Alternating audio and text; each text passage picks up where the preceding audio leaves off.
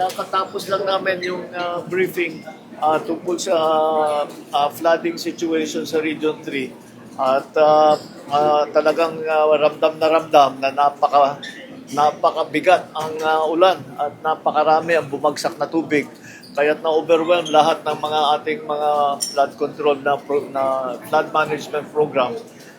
Ang problema, kitang-kita, siyempre alam naman natin na marami sa halimbawa sa Bulacan na mga flood control na hindi naman nagawa kaya nagkakaganto. Ngunit kailangan din natin maunawaan na hindi lang dahil sa problema ng flood control project, kung hindi pati na sa lakas talaga ng ulan na hindi pa natin nakita sa kasaysayan ng Pilipinas. Ito ay ang naging resulta ng climate change. Kailangan maunawaan din ng tao na yung climate change ay talagang nandito na at dyan tayo naapektuhan. Hindi bale at tayo yung gumawa na nakapag-desisyon tayo tungkol sa mga immediate measures na kailangan gawin the immediate term, in the medium term, and in the long term. In the immediate term, syempre, aayusin natin yung mga nasira at babalikan natin lahat ng mga nasira. Yun ang pinaka-immediate na kailangan gawin, madalian para matapos ulit. Ang problema din dyan ay hindi pa tayo nakakasiguro kung titigil na yung ulan. Dahil kailangan natin, halimbawa may mga lugar may tubig pa, hindi pa natin ma-assess kung ano yung damage dahil may tubig pa, may binabaha pa. Kailangan natin antayin yan.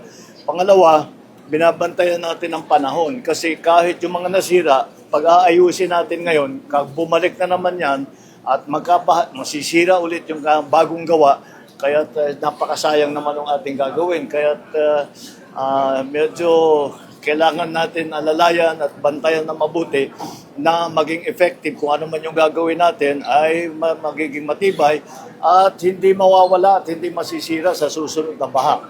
Kaya lahat ito ay aming napag-usapan at napagplanuhan at immediately there is a project for Sabo River Dams na 5 kaagad sa Nueva Ecija dahil ito yung kumukuha sa tubig sa taas. Sierra Madre na yung pinagkukuhanan ng tubig. At yan ay makakatulong para bawasan ang bilis ng pagbaba ng tubig, mabawasan ang siltation at makakapag-ipon pa tayo ng tubig para gamitin for household use, industrial, for irrigation sa agrikultura. Marami pa tayong mga iba't ibang mga gagawin.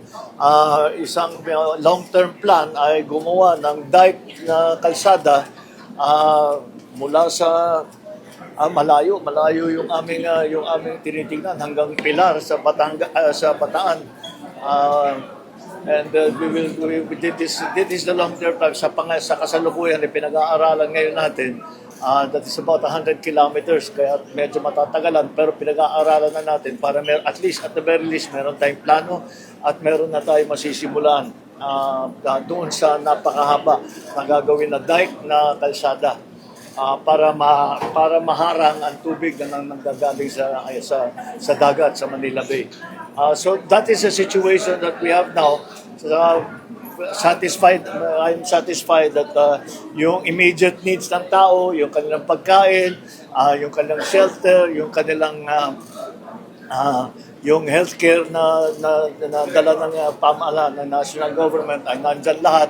Hindi naman tayo nauubusan ng gamit, hindi naman tayo nauubusan ng tulong. At patuloy yan hanggat nangangailangan yung tao ay binibigyan natin silang lahat ng mga kanilang pangangailangan. So that is the situation for now. It is still a developing situation. Hindi pa tapos ito. So we will continue to monitor. We will continue to do everything that we can so that we will mitigate the effects of this very strong rain and the flooding that follows it. Okay? Sige, maraming salamat.